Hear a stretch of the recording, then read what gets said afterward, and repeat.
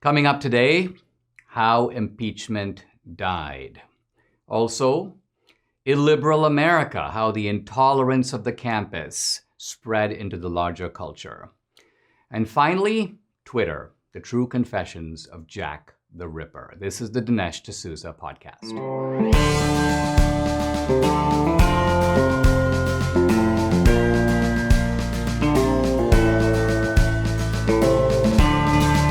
America needs this voice. The times are crazy. In a time of confusion, division, and lies, we need a brave voice of reason, understanding, and truth. This is the Dinesh D'Souza podcast. Impeachment is a dead man walking. It's now become part of, you may say, the walking dead. Now, that's not obvious because if you read the news, it seems like it's all about impeachment. Oh, wow, the House has impeached Trump. It's next moving to the Senate. But the reality is that the whole complexion of this has changed almost overnight. It's changed in response to a better understanding of what happened. It's changed in response to a better understanding of the political realities on the ground. And it's changed also in response to a recognition of the legal problems with this continuing impeachment. So let's start with the facts of the matter. Let's call it the moral case for impeachment. It's completely collapsed. Why? One of the most prominent guys just arrested for spearheading the Capitol takeover, the Capitol incursion, is an Antifa guy. This guy was seen on social media talking about ripping Trump out of office. He's a Black Lives Matter guy. He's an Antifa guy. He self-describes himself as an insurgent. So this is a guy on the left. This was, by the way, something that conservatives alleged from the beginning. The media kind of scorned it. Once again, the media is wrong. Conservatives 1, media 0. The second fact that's emerged is that this whole thing was planned. Not only was it planned, the FBI knew about it before. They had wind of it. Why they didn't stop it is another matter, which perhaps we will find out eventually. But for now, the simple fact that this was orchestrated, this was planned, obviously means that Trump couldn't have incited it. This was something that was in the works. Now, finally, it's really clear that Trump didn't incite really anything. Trump's speech, if you step back for a moment and read it again with a little bit of hindsight, it's political boilerplate. It's something Trump could have said 2 years ago. Nobody would have batted an eyelid. If you want real incitement, you got to listen to the rhetoric of the left, which is far more incendiary than anything that Trump has said. Let me give you a couple examples.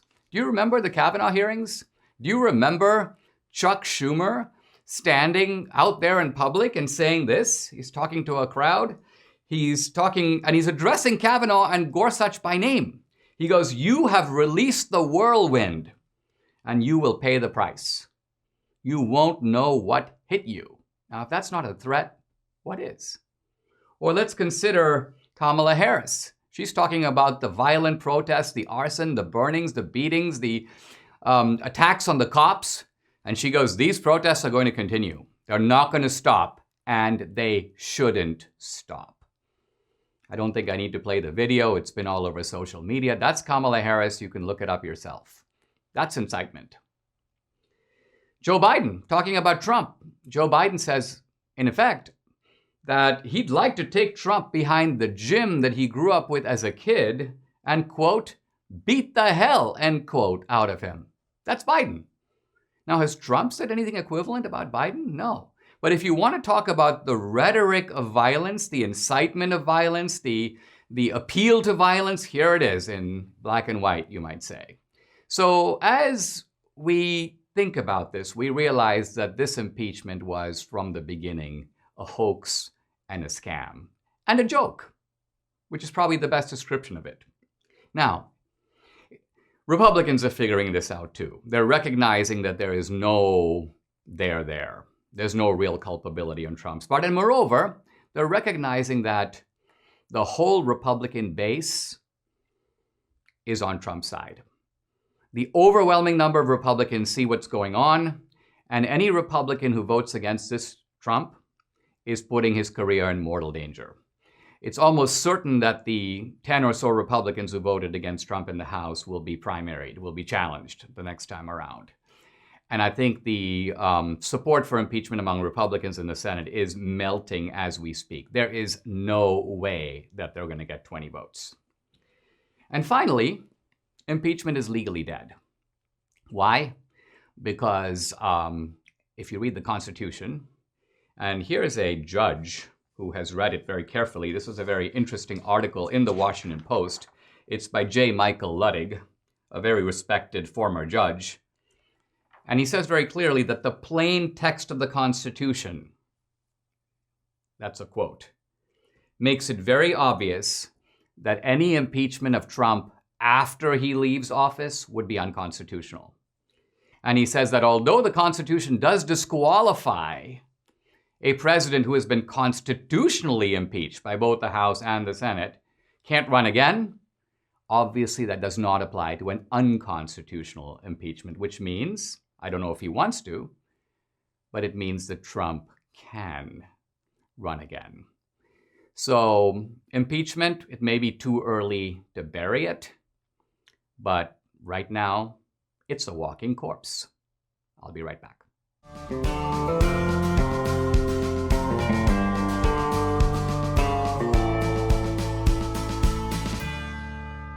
Impeachment might be a dead horse, but the left is trying to get whatever it can out of this whole business. In fact, I would say that the whole Capitol incursion has become for them their Reichstag fire event. What do I mean by this?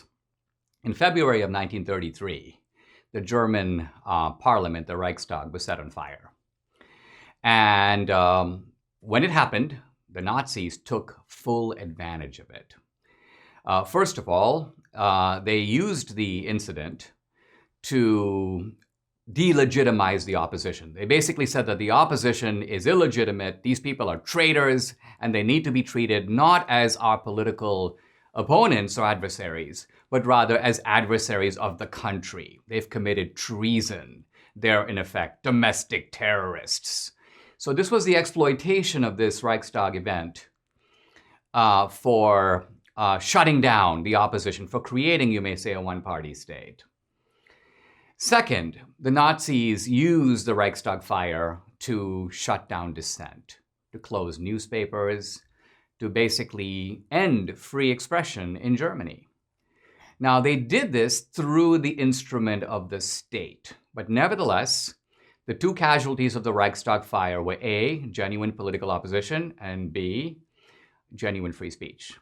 Now, doesn't all of this sound chillingly familiar? Historians have been looking at the Reichstag fire. It was supposedly done by a Hungarian communist named Marinus van der Lubbe. But to this day, historians aren't sure if the Nazis were part of it, if they actually helped set the fire in order to stage the incident for their own political gain. Wow. And with the arrest of this Antifa guy in the Capitol occupation, you can see the parallel here. Moreover, the left is trying to make hay out of this. And they're trying ultimately, here's what they're doing. They're taking a very close election in which, well, let's leave aside the issue of fraud. It was an election that was essentially a kind of a draw. And what I mean by that is the Senate, 50-50. Republicans lost a couple of seats. The House, Republicans gain about 10 seats, so the House is now extremely close. The presidential election, however you look at it, pretty close. So the bottom line of it, the Supreme Court is in Republican hands. So there's no question here. This was not a rout. This wasn't a wipeout. This wasn't a case where there was a mandate for the left and for the Democrats. But what the left is trying to do is achieve, through Reichstag manipulation, a political victory that it couldn't win at the ballot box. They're trying to get away with stuff, namely, one, completely delegitimizing the opposition, making Republicans ultimately into domestic terrorists, not just the people who went into the Capitol, but even the people who went to D.C., not just the people who went into D.C., but even the people who voted for Trump, not just the people who voted for Trump, but anybody who's a Republican or a patriot or a conservative. Now, recently, Don Lemon was on CNN, basically saying that if you voted for Trump, you better be really careful because you're on the side that is supported by the Ku Klux Klan. And Joy Reid, around the same time, said that in her office, the talk is about, quote, the de-Baathification of the Republican Party, an allusion to the 2003 de-Baathification in Iraq. Now, one is tempted to just start screaming when you hear this kind of rhetoric. It drives our side nuts. But I think we have to resist that. It's true, this is very incendiary rhetoric. In no country that is not moving towards civil strife is this kind of language used to describe fellow citizens normal.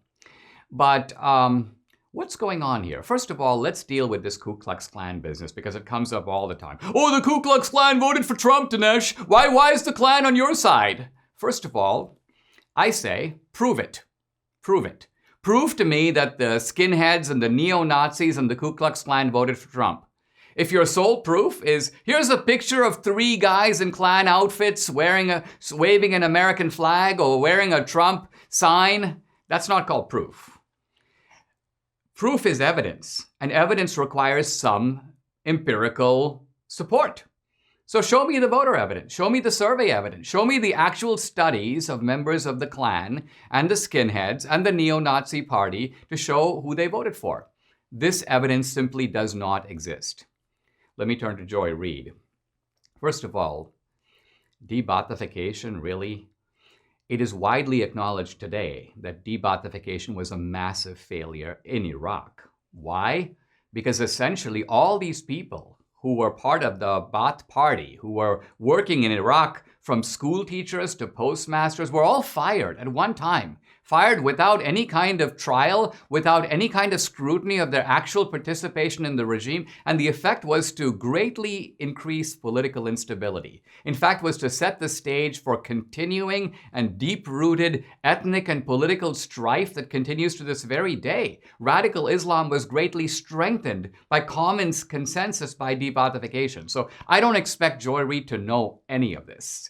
For her, it's a big word. De-Baathification! Wow, Joy Reid is a very educated person. Now, the other thing to remember is, let's apply the analogy here at home. What is Joy Reid saying? Here's what she's saying. She wants the political opposition, the Republicans, to be treated like Saddam's Baath party. She's saying she wants, in effect, if the analogy is meaningful at all, she wants every Republican who occupies any public office throughout the country, federal, state, or local, to be removed. That's what de-Baathification did. It fired every Republican school teacher. It would mean firing every Republican postmaster or post office worker, fire every Republican who works in the federal government. So again, Joy Reid is not a serious person, so it strains credulity to keep pushing these analogies. But I think what we have to do in an age of craziness is ground everything in actual scrutiny. You want to talk about de-Baathification? Tell us what it means, Joy. What exactly do you want to do to us? Please explain. What you want to do and what these people want to do is they want a one-party state. This is not to say they don't want an opposition. They want a token opposition. They want Republicans where they get to say what kind of Republican is okay. Liz Cheney? Check. Mitt Romney? Check. They want Republicans that real Republicans don't care for. They want to create a fictitious or staged opposition, kind of like they have in Iran or Venezuela, an opposition that makes certain types of noises but doesn't really do anything. Sorry, Joy. Sorry, Don Lemon. We're not going to do it. The Republican Party is holding firm. We really know what's going on. And the bottom line of it is, we're not going to fall for it. We'll be right back.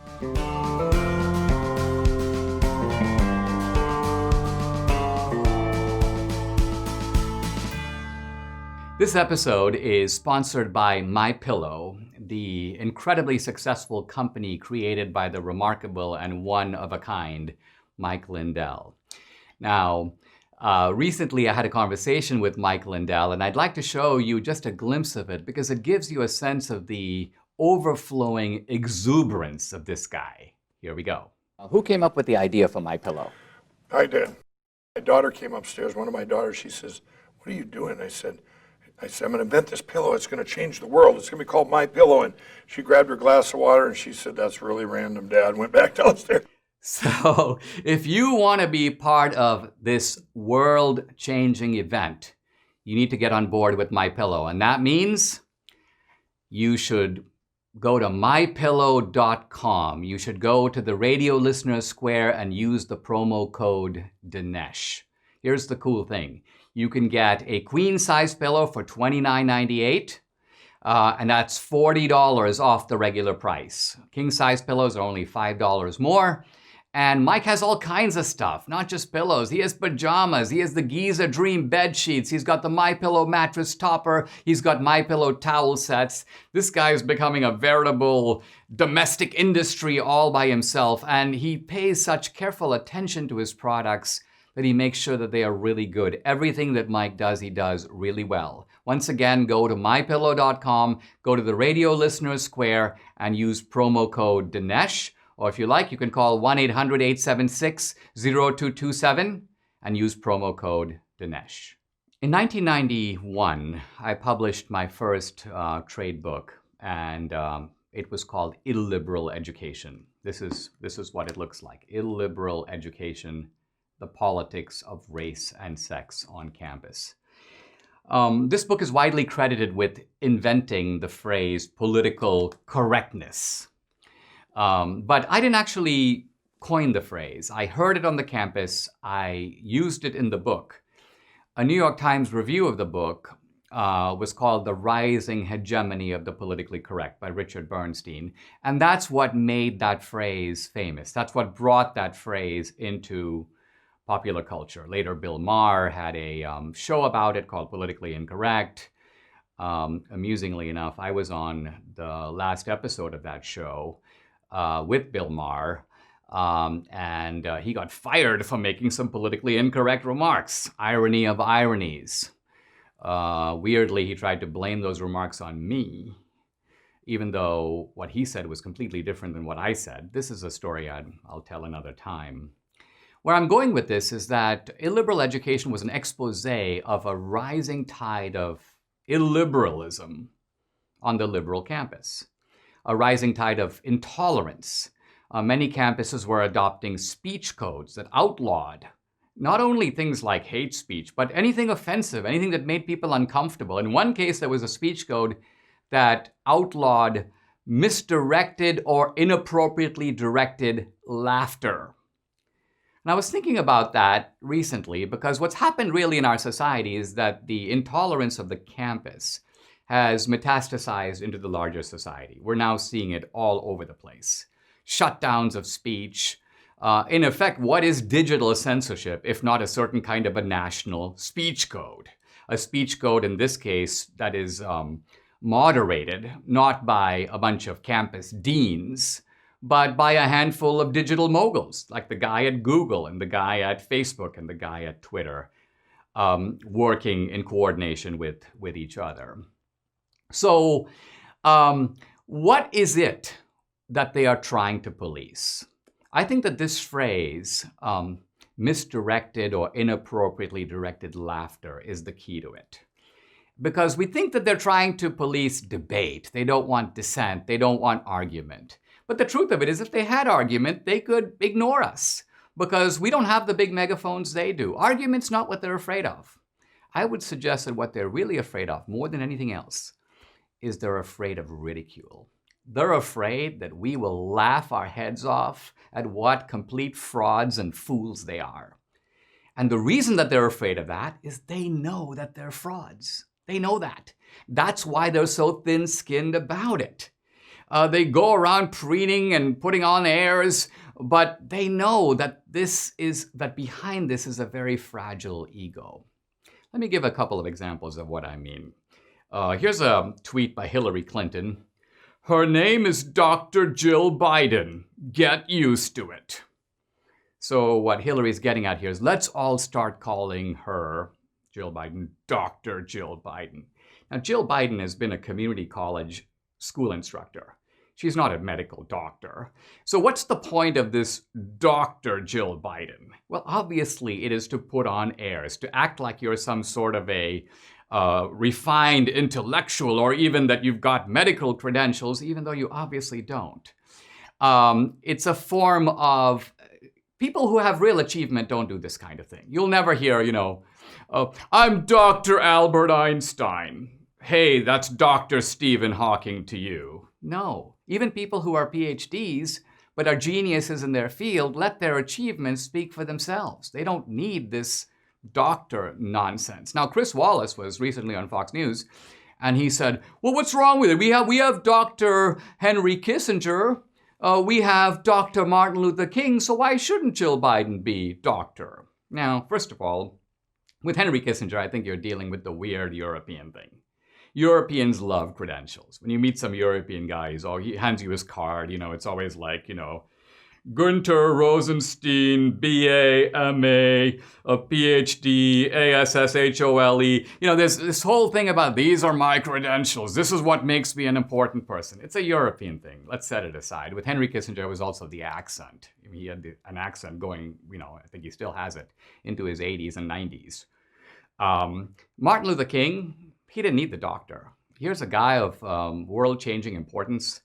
Here's a guy who can stand on the great cause that he associated himself with.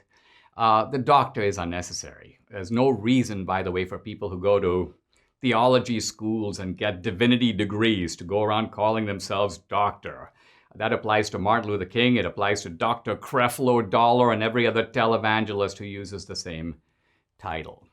Ridicule, it's a powerful weapon. Now let's turn from Jill Biden to Barack Obama, another guy who has a very thin skin. He's one of the biggest narcissists on the planet. And a lot of my troubles with the Obama administration had to do with ridicule. The background of this is that Obama was prancing around the country, basically saying, we are our brother's keeper. This was his left-wing, mantra. And the guy had the gall in 2014 to start an organization or to become involved with an organization called We Are Our Brother's Keeper. So the underlying thing here is we owe a duty to our fellow man because of the biblical idea. We are our brother's keeper, a phrase clearly lifted from the story of Cain and Abel. Here's a tiny snippet from my film, 2016 Obama's America, that exposes Obama's hypocrisy. During the campaign, I was surfing the web. I saw a story, I believe on CNN, that Obama's half-brother, George Obama, was living in Nairobi in a hut. And I thought this has got to be some kind of a joke, but I click on the story and there's a picture, and it looks like something, out of Slumdog Millionaire. A kid in his 20s standing with his arms outstretched, and the arms reflect the size of the hut. That's it. As you know, during the time of the election, there were some news reports in CNN and elsewhere. The theme of the articles was that Obama had not done anything to help you. Recently, President Obama spoke, and he was quoting from the famous story of Cain and Abel, that we are brother's keeper. Now, my point is, you are his brother. Has he been your keeper? Go ask him. A couple of years after my movie came out, I was sitting in my office and I get a phone call and I look at the phone and it says from Kenya. I'm like, Kenya? It was George Obama. His child was seriously ill and he said, Dinesh, would it be possible to wire me $1,000? And I said, George, you are the half-brother of the most powerful man in the world. Isn't there somebody else you can call? And George said, no. And so I said, okay. I walked down to the bank and I wired him $1,000. But I mentioned this only because it shows what a flagrant hypocrite Barack Obama is. This guy is a fraud to the core. Everything that he does in public is for show. In reality, he lives a lifestyle of a billionaire. And all his rhetoric about being our brother's keeper applies to other people, but not to him. So what we have in our society is we have a whole group of people. These are self-styled social justice warriors, but their social justice principles don't apply to themselves. They talk about white privilege and making room for minorities. But if you say to this guy, will you give up your job? And on the condition that it's given to a minority, they're like, oh no, I'm not doing. Well, are you willing to give up your position at Princeton to make room for a Latino or a black guy to take your place? No. Their idea is I'm happy to sacrifice some other guy so I can look like I'm a good guy. So this is the essence of the left. It's a combination of stupidity, incompetence, preening, posturing, and fraud. And you might say, well, wait a minute, Dinesh, didn't all these people, Michelle Obama, didn't she go to Princeton? Didn't Barack Obama go to Columbia, Harvard Law School? And my answer to that is 2 words: affirmative action. On another case of this podcast, I'm going to be reading from Michelle Obama's thesis to illustrate the embarrassment, the intellectual embarrassment of a Michelle Obama graduating from Princeton. It's not just something that shows you a lot about Michelle, it shows you a lot about Princeton and what these universities have now become. Bottom line, there is a pressing need for us not to submit to this kind of bullying, to speak up and to use not only refutation, not just whining complaint, but merciless expose and ridicule, which I want to suggest that I specialize in, and so does this podcast. And if you hang with me, you'll be getting a lot more of it. Enjoy. We'll be right back.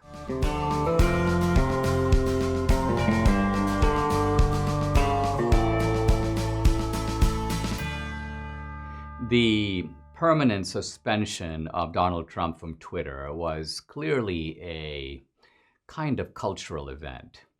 It must have actually been traumatic for Trump. Why? Because he lived on Twitter. I mean, it was part of his identity. It was the way he disclosed his personality to America. And of course, it was his way of getting around the media. That's what made his Twitter so powerful. I actually think Trump was one of the funniest and most effective tweeters of all time. When people would say to me, oh, Dinesh, please find a way to take away his Twitter. These congressmen would say this to me. And I'd be like, take away his Twitter and do what? Give it to you? What would you do with it? You wouldn't have the slightest idea. So Trump, I'm sure, took this as a heavy blow. Now, who suspended Trump on Twitter? You might think the answer is, well, we all know, Jack Dorsey. But in reality, the true architect of this was apparently a woman named Vijaya Gadde, an Indian woman, a descendant, the child of Indian parents who moved to America in the 1970s, early 80s. A woman who went to Cornell and New York University Law School and then went off to Silicon Valley. Now, Vijaya Gadde is probably part of the great Indian diaspora. These are very conservative Indian families that have come to America with conservative values. If you look at the way they behave, it's like to the right of Pat Robertson. So then you ask, how do these people become dyed-in-the-wool leftists? How do they absorb an ideology that would seem so alien to the way they were raised and to the way that what they believe and what they think? I think the answer to this question is very simple. What happens to these Asian Americans who go to elite schools and plant themselves in progressive cities like San Francisco or Silicon Valley is they assimilate to progressive culture. In other words, they want to become American, and becoming American for them means assimilating to the culture of Yale or the culture of Cornell or the culture of San Francisco. Now, when they do this, they have to become artificial people, and what I mean by that is they have to come up with made-up stories about all the great gender discrimination that they suffered and how they're victims of racism from start to finish. And many of these stories are either laid on thick, exaggerated, or made up out of whole cloth. I was watching an interview that Vijaya Gadde gave back at her alma mater, NYU Law School, and it contains this remarkable anecdote about her father having to have a meeting with a leader of the Ku Klux Klan. Watch. My parents and I immigrated to this country in the 70s. I grew up in a small town in Texas on the Gulf Coast, near the border of Louisiana. It was a very challenging location for an immigrant family. And, you know, my parents went through quite a bit to be a part of that community. I've told this story before. I try not to get emotional, but it's a very hard story. Like, you know, my dad had a master's degree, but he couldn't find work. So he took a job at the time selling insurance door to door and collecting premiums door to door. And he wasn't even allowed to have that job until he went to the local leader of the KKK and asked permission, because his company and his boss feared for his safety as a person of color, walking around in white communities and knocking on doors. And my dad tells this story, but it was a very pragmatic, practical decision for him to have to do that. Right. He had no choice. He had to feed his family. Now, I call bullshit on this one. My reaction is that this is not, in fact, true. I can't believe it. It makes no sense to me. Okay, Vijay Agade, if you want to keep telling this story, here's what I suggest. Give me the name of your father, if he's still around. Give me the name of this so-called KKK leader that your father had this session with to get his endorsement. And I will verify the story and give the result, whatever it is, here on this show. The reason I don't believe it is when I hear stories about things that rub me the wrong way, I try to create a mental picture of what must have happened. And so here is my imaginative rendition of the meeting of Vijay Agade's father and the leader of the Ku Klux Klan. Ding dong. Who the hell are you? I am Mr. Gade. What are you doing here? I am here to seek your endorsement. Are you some kind of Italian? No, I am actually Indian. What tribe? No. I am Asian Indian. I am from India. Do you know what we do with people like you? I have heard some very troubling stories. Well, what the hell do you want? I would like to seek your endorsement. For what? Well, I would like to sell insurance in this community, and I am informed that your endorsement will enable me to do that unimpeded. I don't know what the hell you just said, but listen, buddy, you go do it. Let me just give you one piece of advice. Wear a Confederate hat.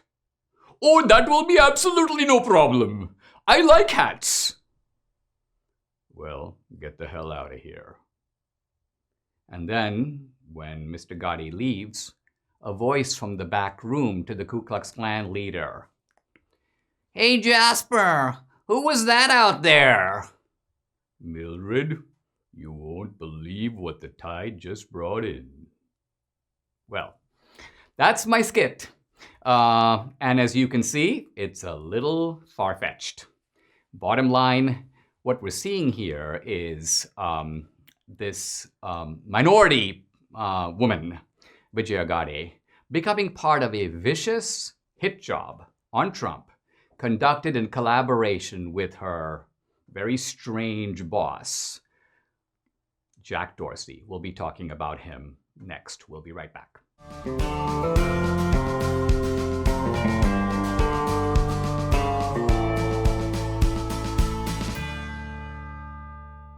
There is no bigger symbol of illiberal America than internet and digital censorship.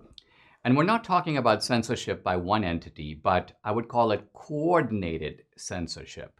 Censorship by collusion. Censorship in which Twitter does something because Facebook did something, because Google did something, and then other companies like Amazon will jump in.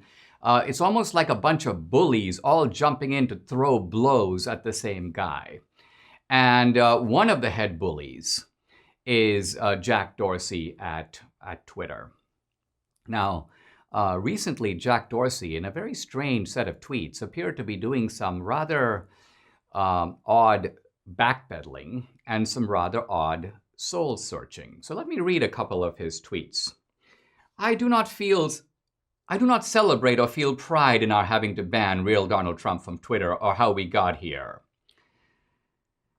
After a clear warning we take this action, we made a decision with the best information we had. Was this correct? He kind of puts out there. Was this correct? As if he's seeking popular referendum for what he already did. Here's another one. which almost seems to call his own actions into question. Having to take these actions fragment, he means fragments, the public conversation. They divide us. They limit the potential for clarification, redemption, and learning. And sets a precedent, he means they set a precedent, I feel is dangerous. The power an individual or corporation has over a part of the global public conversation. Wow. Is Jack really stepping back and applying some introspection? Did this all come out from his long walk on the beach with Sean Penn, the man that my wife, Debbie, called Sean Pendeo, Sean the Stupid in Spanish? Jack appears here to be open to other points of view. He appears to be someone who is stepping outside himself and sort of examining his own actions. And I'm tempted to give him the benefit of the doubt. I'm tempted to say to him, Jack, listen, don't just hang around with Sean Penn. Don't just hang around with freaks like yourself. I realize that it's comfortable for you to do it that way, but if you really want to have and hear different points of view, why don't you hang out with people who have real families? Hang out with people who actually work real jobs. Hang out with normal people. Widen your perspective, truly. Now, then I see, just yesterday I believe it was, that Project Veritas released a series of videos on Jack, one very telling one, in which you see a very different Jack. It's almost like you got the public Jack. He's a head scratcher. He's trying to figure out what he's really doing. And then you see him behind the scenes. You hear him, in a sense, on candid camera. And here he's basically saying, oh yeah, we're not just focused on one account, Trump. Kind of like, we got that guy.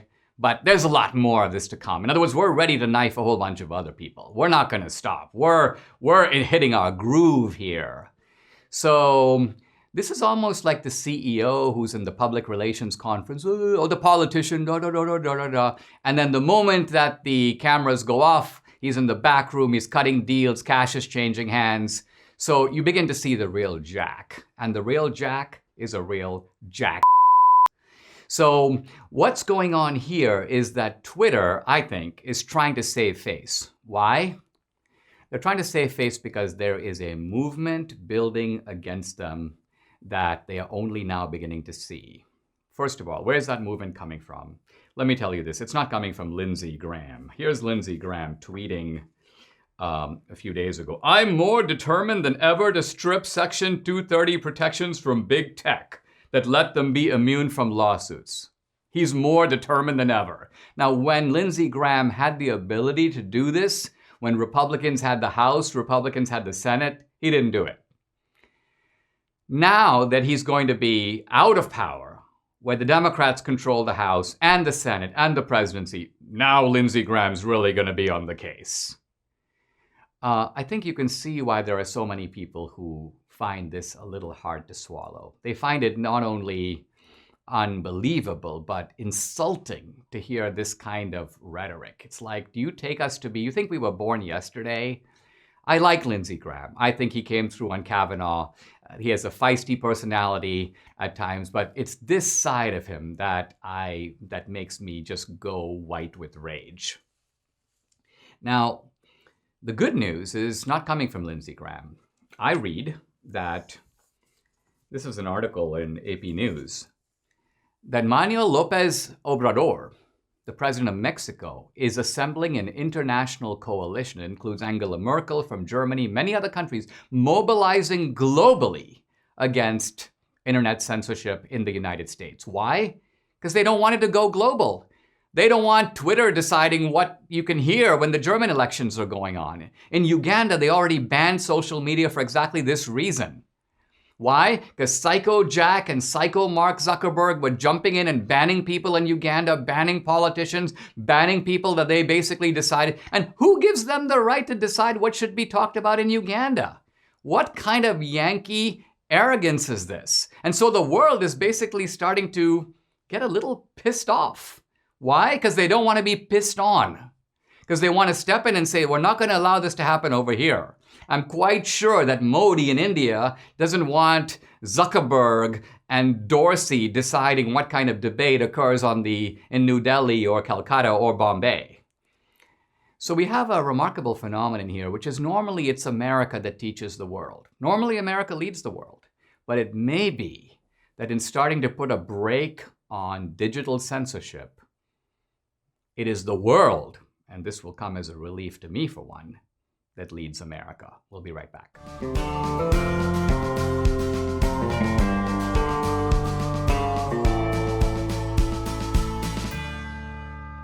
This episode is sponsored by MyPillow. MyPillow is just an amazing company run by a real character, Mike Lindell, who is not only a big Trumpster, there he was speaking at the rallies. He's a guy just brimming with personality, and he's created a great company that's an expression of his innovative creativity. His queen-size pillows are $29.98. They're normally $69.98. So that's $40 off. The king-size pillows are just $5 more. And he doesn't just sell pillows. He has the Giza Dream bed sheets. He's got the MyPillow mattress topper. He's got MyPillow towel sets. Debbie just went online, ordered me a bunch of MyPillow pajamas. So go to mypillow.com, click on the radio listener square and use promo code Dinesh. Go to mypillow.com and click on the radio listener square and use promo code Dinesh. Or just call 800-876-0227 and use promo code Dinesh. I'm joined in this segment by my wife, Debbie, and we are going to be discussing Hollywood. In other words, progressive or liberal culture, which extends beyond the media and beyond politics. It extends all the way into digital media, but it also extends into the world of entertainment, and this is where the left is really dominant. They have virtually, you may almost say, a monoculture. It's not just enough to understand this culture, it's also important for us to respond intelligently to it. And I don't believe just complaining about it is going to be sufficient. It's kind of like complaining about the media. The media does this, the media does that. Well, first of all, there isn't a singular media. There are multiple media organizations. There are people who work in media. And when we say the media, what we really mean is that they've got more than we do. They've got a bigger side than we do. And the same is true in Hollywood. They've got a huge side. We've got almost no side. They make all the movies. We make almost none. Now, we have, with Debbie and me together, partnering on making political documentaries. But the documentary is not the gold standard of Hollywood. The feature film is. And we want to talk a little bit about Hollywood in general, but also about our first attempt, to step beyond documentaries into the world of feature films and compete where Hollywood thinks it's invincible. We think that this is a way not just to criticize Hollywood, but to beat them at their own game. Now, the culture of Hollywood is very insular, it's very narrow. Debbie, you have, in the last few years, we have encountered this culture kind of from the inside. And we've seen how insular and almost parochial it is and how it tries to drive outsiders out. What's your take on how conservatives can sort of start to make their way into Hollywood? Well, I mean, I think, first of all, Hollywood is extremely hypocritical because, as you know, they have moved towards making sure that they have minorities in movies, sometimes more minorities than non-minorities. And so they're trying to be very fair about it. However, they are not fair about the thought, the diversity of ideas. Diversity of ideas. They're just not, they're not there. They don't like conservatives. Unfortunately, a lot of actors in Hollywood have either decided not to say that they're conservative and they go kind of underground, or they say they're conservative and then they never work again. So, I mean, this organization that they have in Hollywood, literally people show up in disguise, or they don't release publicly the names of who belong. And so think about it. We essentially have a blacklist in Hollywood, in which if you want to be a producer. Now, what I think is that in a way, this is bad for us, but it's also bad for them. Because one of the casualties of this kind of narrow-mindedness is not only does it blind you to a whole part of the world that you know nothing about, that you can see only in stereotypes, but it even takes something that relies on a little bit of pushing the envelope, namely comedy, and it just kills it dead. Dead. Kills And it. I know how much you love comedy and you love comedians, and the more out there they are, and the more they say that really, is politically incorrect, you Well, love. it's only because comedy relies on taboo. It speaks feelings that people have that they can't express. Yes. Now, here's a clip we want to show you of Jerry Seinfeld talking about how on the campus and many other places, essentially comedy is dying in America. Well, I will say comedy, it's interesting. Comedy is, I do think, is supposed to push towards the lines of the medium. There are more people now who will let you know if they think you went over the line than ever before. Don't I know it? I mean, you have to feel the same way about comedy. Yeah, but they keep moving the lines in for no reason. Right. I do this joke about the way people need to justify their cell phone. I need to have it with me because people are so important. Right. I said, well, they don't seem very important the way you scroll through them like a gay French king. Well, That's very offensive to the gay French king. well, I did this line recently in front of an audience, and comedy's where you can kind of feel like an opinion. And they thought, what do you mean gay? What are you talking about gay? What are you saying gay? What are you doing? What do you mean? And I thought, are you kidding me? I mean, we can't even. Now, I really commend Jerry Seinfeld for speaking out on this. And yet, when he says that it's sort of incomprehensible that this sort of gay issue would be so sensitive, we've actually seen, and one of a guy we interview in the movie Trump Card is Isaiah Washington. Say who Isaiah Washington is. So Isaiah Washington is an actor, a Hollywood actor, who was in a show, Grey's Anatomy, that I know everybody knows what Grey's Anatomy is, the doctor show. And he played Dr. Burke.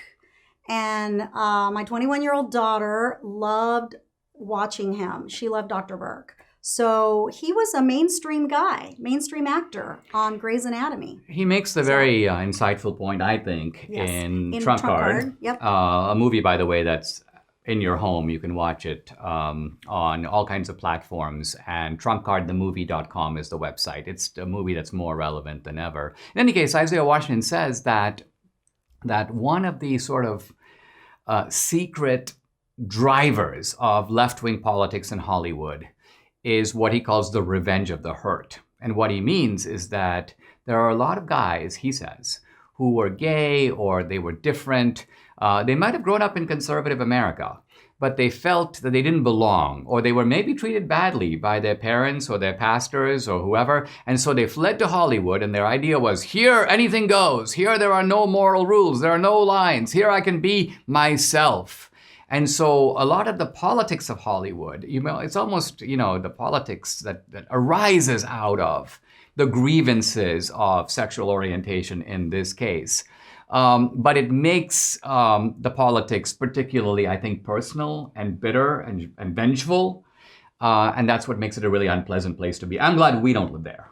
Me too. And I'm glad that we can make movies and not have to live there, because it's not a really good place to be for people like us. This is our first feature film. It's called Infidel. It's not a niche movie. It's not really a, quote, Christian movie per se. It's not a right-wing movie per se. It's a political thriller about a patriotic Christian guy who gets entrapped in the politics of radical Islam. Tell a little bit about how the movie came about and why we, who have been in the political world, decided to make not a documentary, but a feature film. Yeah. So one of our trips to India, the plane ride is very long, so we get to talk about all kinds of things. And we concocted this story on an airplane going to India. And we thought it would be really cool to have an actual movie that depicted real events that are happening in our world right now without those barriers of having the terrorist only be a Russian, right? We're like, we need to do it reflecting what's actually happening in real life. And we do know that there are people that go to Iran and get put in prison in Iran and are never seen again. We know that happens. So we wanted to do a story that depicted that. And so it was really kind of a cool thing because we were just jotting down names of actors that we thought would be really amazing to play the lead role. And I told you, I said, I would love to see Jim Caviezel play the lead role. And that was kind of an idea, kind of a, wish list kind of thing. Well, So, we went on to find a yeah. really talented Iranian-American director, Cyrus Naraste. And we said to him, hey, how about Jim Caviezel for the lead? And he's like, oh, you guys can't afford Jim Caviezel. No way is he going to do this kind of a role. And so we decided that we might be able to afford him in a sort of a cameo role, a small character role in the movie. So we sent him the script, and the remarkable thing was he read it, and then he called Cyrus, and he said, hey, who's playing the lead? I kind of see myself in that role. And you could hardly believe it. Yeah, I was like, I knew it. I knew it. I knew he was going to play the lead. It was just He does right an here. amazing I job. knew So it. this is a conservative movie, kind of in the way that Braveheart is a conservative movie. In other words, it embodies, you may say, patriotic virtues. And because it does that, it does it in a way that Hollywood would never make today. The old Hollywood could have made a movie like Infidel. Now, what I find interesting is when Infidel was released in theaters, and this was a tough sled because, of course, many theaters remain, the position of theaters is very spotty, but nevertheless, rave reviews from the audience, 85, 90%. I'm used to like 5% from the critics. I'm used to getting Razzies. I get awards for making the worst movie. I even get worst actor awards, Even though you play yourself. who can be better at playing himself than the real thing, the real Dinesh? But anyway, the point is that we got good reviews for Infidel even from the critics, even though our names are on the movie. So Yeah. bottom line, And Infidel... that was another issue, is what were we willing to put our name in the movie? And that was a very crucial...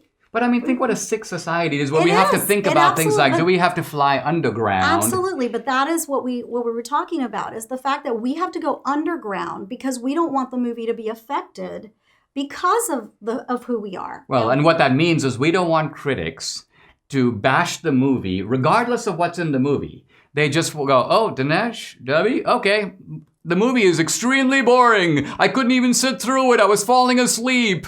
And I wasn't even lying on my pillow, So let's draw the lesson of what we're trying to get at here. What we're trying to get at is it's not enough to critique progressive culture. You have to fight it by doing it. If you want more media, you don't want to talk about the media being all on the left, let's create more sources of conservative media. This podcast is a good example of that. Exactly. You want to see more conservative movies? You don't want Hollywood to be so one-sided? Fine, let's be the other side. It's not easy. We'll tell you another time the obstacles that are involved in trying to do this kind of thing. It's very easy on the other side. It's extremely difficult on our side. But look, that's normal when you're an outsider trying to do something in which the dominant forces are on the other side. Exactly. So we're going to show you a little glimpse at Infidel. We have a little 15-second trailer that we want to show you in case you haven't seen it. It's available everywhere. Everywhere you can download a movie. Apple. It's on Amazon Prime. Amazon Prime. Pretty much everywhere. Say the website. Cable. So go to infidel911.com and it will give you a list of every place that it is playing. And you can also buy DVDs at stores, Target, Walmart, anywhere they sell DVDs. Sometimes when people see movies that are on the conservative side, they go, oh, I'm doing this to support a cause. We want you to see this movie because it's just a hell of a movie. It's really good. And I think you'll see from the trailer, the production quality. This is a movie that could compete with any movie in Hollywood. Watch. My husband was kidnapped in Cairo. This is terrorism. The days of Entebbe are long over. What do you want? I came here to plead for his life. We're getting out of here. Infidel, rated R.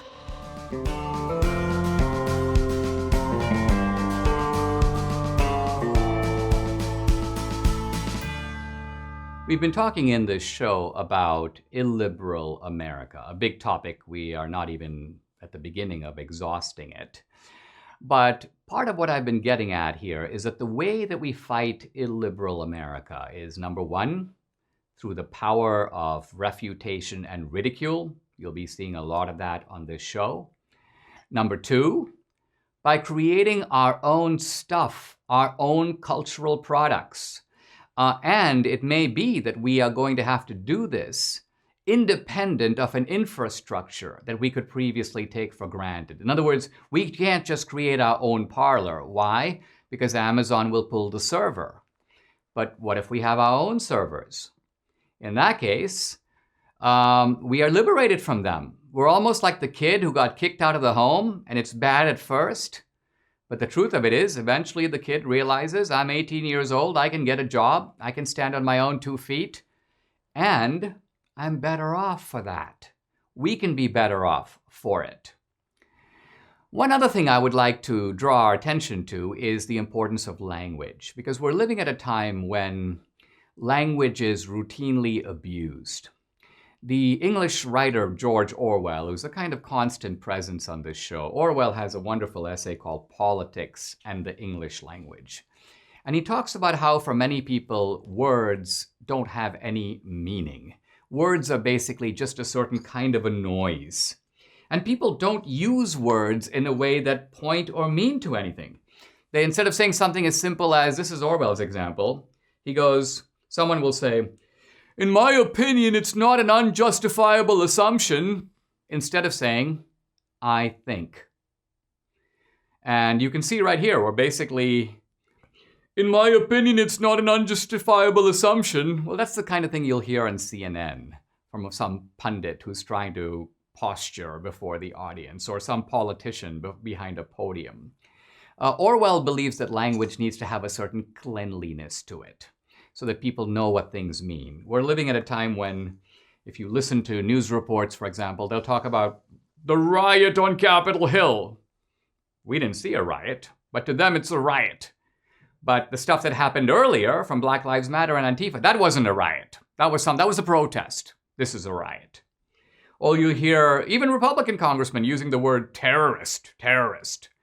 Now, a terrorist typically is somebody who deliberately targets civilians in order to achieve some sort of political objective. In that sense, you may say 9/11, the attack on the World Trade Center, was a terrorist attack. Or ISIS grabbing a hold of some American hostage and saying, if you don't release all these Muslim radicals, we're going to kill this guy. That's terrorism. We know what it is.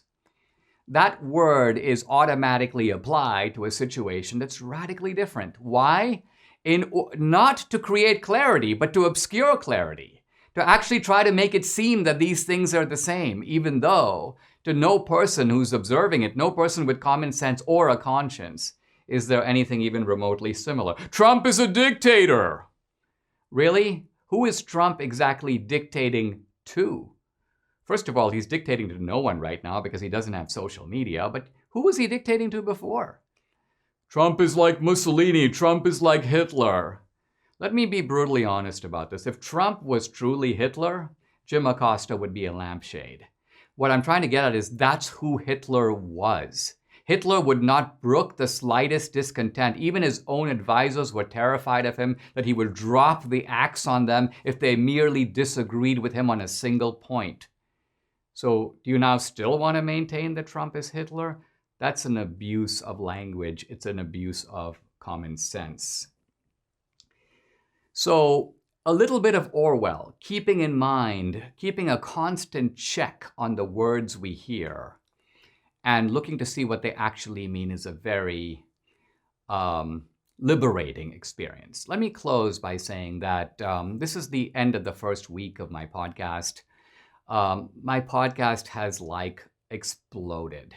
It's literally growing by leaps and bounds. I was in the top 10 podcasts on day one, and I keep just moving up the charts.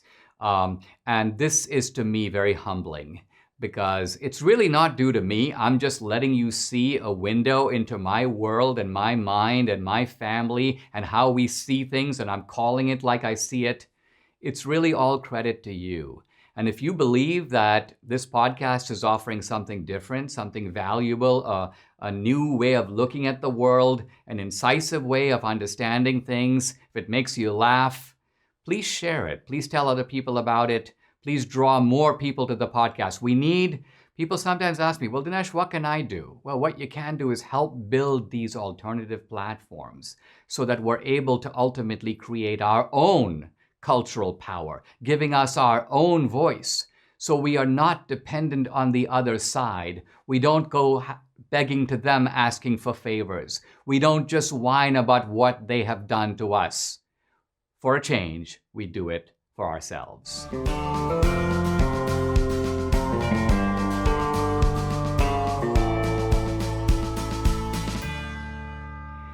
This episode is sponsored by MyPillow, which is evidently the only pillow that makes Debbie, my wife, sleep like a baby. MyPillow is a unique type of pillow invented by Mike Lindell. You got to try it. You'll love it. And you got to try Mike's other stuff, which you'll love also. We've just started using it all over the house. I've just got an order in for Mike's pajamas, not Mike's pajamas, but MyPillow's pajamas, which I'm looking forward to. The queen size pillows are normally $29.98. They're usually $69.98, so that's $40 off. And the king pillows are only $5 more. So go to mypillow.com, just click on the radio listeners square and use the promo code Dinesh. You'll get big discounts on the other stuff, MyPillow products, Giza Deep Dream bed sheets, the MyPillow mattress topper, MyPillow towel sets. Or call 800-876-0227 and just remember to use the promo code Dinesh.